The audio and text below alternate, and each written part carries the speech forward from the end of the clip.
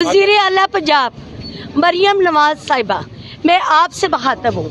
आपने हम सब सरकारी मुलाजमीन और असातिज़ा कराम के साथ ज्यादती की है।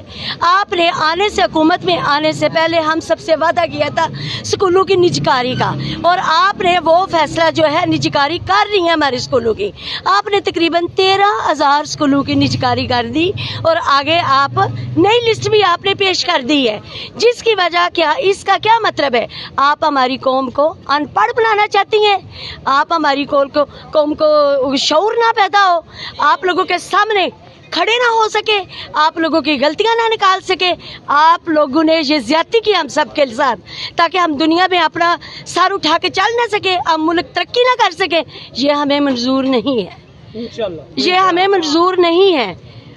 हाँ जी, उसके अलावा आपने हम एहतजाज जारी रखेंगे उस वक्त तक जब तक आप अपने फैसले को वापस नहीं लेती, ठीक है? उसके अलावा आपने लीव एनकरेजमेंट की भी खिलाफ वर्जी की है।